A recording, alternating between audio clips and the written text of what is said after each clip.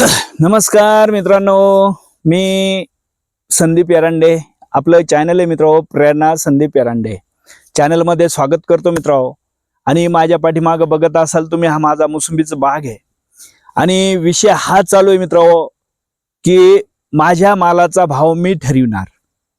आपण ही चळवळ उभी केलेली आहे आणि फक्त एक एक जे पीक आहे ते मोसंबी पीक. ह्या मोसंबी पिकासाठी आपण 2 वर्षापासून काम करतोय. आणि त्यातल्या त्यात आपण 3 ग्रुप बनवले. त्याच्यामध्ये जवळजवळ 3000 शेतकरी आपण एकत्र आणले. आणि 3000 शेतकरी एकत्र आणून मित्रांनो, जो आपण निर्णय घेतलेला आहे की मोसंबी 35 ते 40 रुपये दर आल्याशिवाय, भाव मिळाल्याशिवाय ती आपल्याला द्यायची नाही. आणि देताना 10 क्विंटलाचा टन द्यायचा. हे तर सोपं आहे मित्रांनो, कोणी बी सांगन की 10 क्विंटलाचा टन असतोय. 11 क्विंटल आणले कुठून? म्हणजे हे जे लुटायचे जे धंदे चालू आहे ना मित्रांनो, हे आपल्याला बंद करायचे आहे. आणि जोपर्यंत हे बंद होत नाही तोपर्यंत आपण शेतकरी सुधरू शकत नाही. हे लोकांनी काय केलं मित्रांनो, आपल्याला का शेतकरी लाचार आहे, दीन आहे, दुबळा आहे असं बनवून टाकलं. म्हणजे आपण कोण आहे, आपल्यामध्ये काय सामर्थ्य आहे हेच आपल्याला समजायला तयार नाही. म्हणजे आपण जो लढा उभा केला, हा लढ्याला यश कधी येणार आहे माहिती आहे? की जोपर्यंत आपण घेतलेला निर्णय की 35 ते 40 रुपये भाव आल्याशिवाय माल द्यायचा नाही आणि 10 क्विंटलाचा टन होणार, ह्या निर्णयावर आपल्याला सर्वांना ठाम राहायचंय. म्हणजे ही सोपी गोष्ट नाही मित्रांनो. आज सगळे लोक आपल्या जीवावर पोट भरतात. आपण काय बनवतोय का बाबा, जे जर खाल्लं नाही ह्या लोकांना तर हे मरून जाते, अशी गोष्ट बनवतोय आपण जी जीवनाला आवश्यक आहे. त्याच्यावर जीवन चालतंय. जर आपण अन्न धान्य पिकवलंच नाही तर हे लोक खाणार काय? पण यांनी काय केलंय की बुवा शेतकऱ्यालाच गरज आहे. म्हणजे आज हा माल मी पिकविला आहे, पण विकायची गरज सुद्धा शेतकऱ्याला आहे. म्हणजे हे त्यांनी आपल्या डोक्यात फिट केलं. आणि आज तुम्ही कोण आमच्या मालाचा भाव ठरविणार आहे? म्हणजे तुम्ही तिथं बसून आमच्या मालाचा भाव ठरविता आणि आम्ही इथं कष्ट करतोय, याला पैसा लावतोय, याला आम्ही किती फवारण्या घेतोय, किती पैसा लागलाय हे तुम्हाला काय माहितीये? म्हणजे हे फक्त आपल्याला माहिती आहे मित्रांनो, आपल्या मालाला किती खर्च आलाय, किती पैसा लागलाय, किती कष्ट घेतले आणि आपल्याला आता नफा किती राहणार आहे. म्हणजे एखादा व्यापारी येतोय, मोसंबीला हात लावतोय, बघतोय आणि भाव बोलतोय 15,000 देता का आणि 12,000 देता का. म्हणजे तो काय बघतोय, तो त्याचा नफा बघतोय. अरे मग आपला नफा कोण बघणार? म्हणजे तो त्याचा नफा बघणार, बुवा त्याला किती परवडतंय, त्याला किती राहतंय एका गाडी माग, तो त्याचा अंदाज लावणार. कारण त्याच्या घरी लेकरं बाळ आहे, त्याच्या मुलाचे त्याला शिक्षण करायचे आहे, त्याच्या मुलीचं त्याला लग्न करायचं आहे. मग आपल्याला नाही, आपल्याला मुलं नाही, मुली नाही, आपल्या मुलाला शिकायचं नाही, आपल्याला दवाखाने नाही. मग जसा तो आपल्या शेतात येऊन त्याचा नफा बघून आपल्या संग भाव ठरवितो, मग आपण आपला नफा बघूनच ह्या वेळेस त्यांना भाव सांगायचा आहे.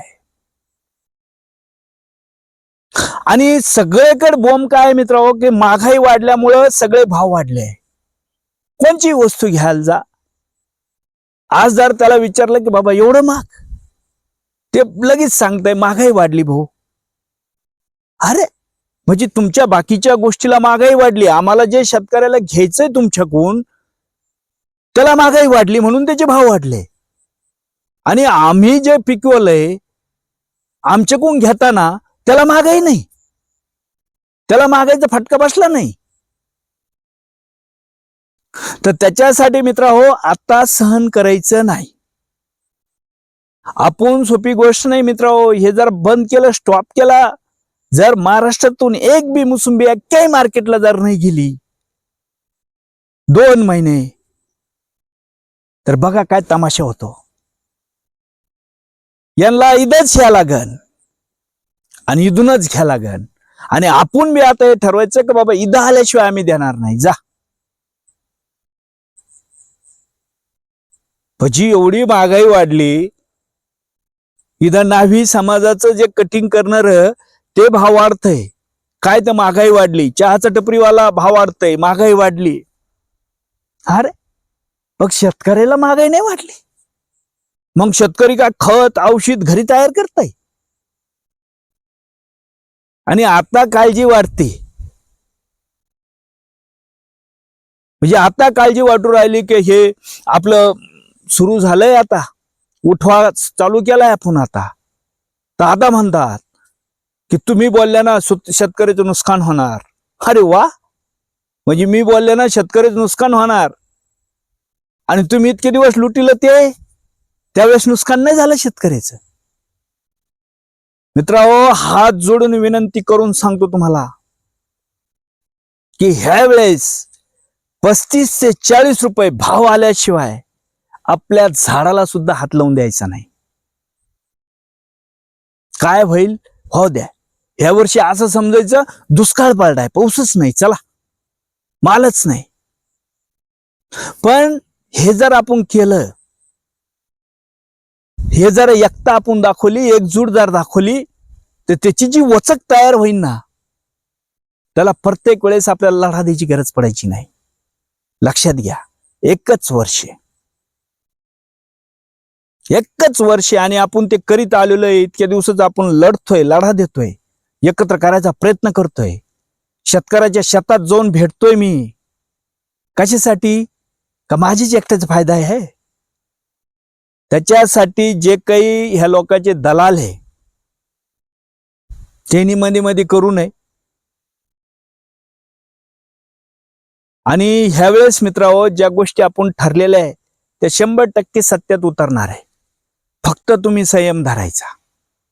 जाऊ द्या, 1-2 टनाचं नुकसान हो द्या, काय हाय ते हो द्या.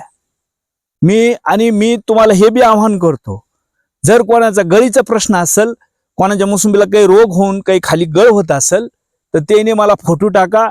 मी त्याच्यावर मी जे काय करतो माझ्या बगीचेसाठी, मी त्याच्यावर तुम्हाला जे औषधं सगळं सांगतो. काही भिवू नका. फक्त लढाई टिकून ठेवा, यश 100% मिळणार आहे. फक्त संयम धरा, 100%. हो, इथं जर आपलं गेलाच नाही माल मार्केटला, तर हे आडातवाले हे काय दात घासतील तिथं? कोणाच्या जीवावर आहे?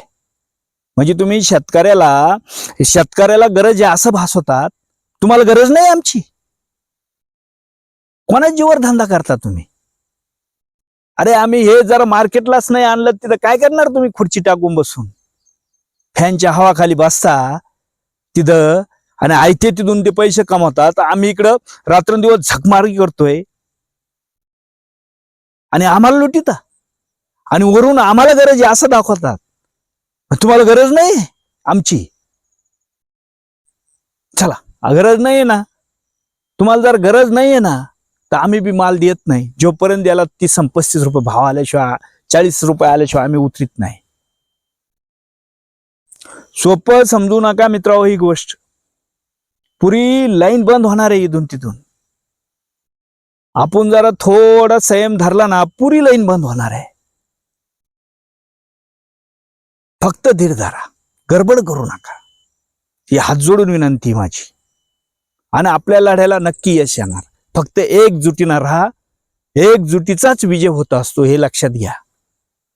चला मित्रांनो, व्हिडिओ आवडला तर व्हिडिओला सबस्क्राईबर करा, लाईक करा आणि हा व्हिडिओ जास्तीत जास्त शेअर करा. त्या शेतकऱ्यापर्यंत आणि सरकारपर्यंत पोहोचला पाहिजे. चला भेटू पुढच्या व्हिडिओमध्ये. जय जवान, जय किसान, जय महाराष्ट्र.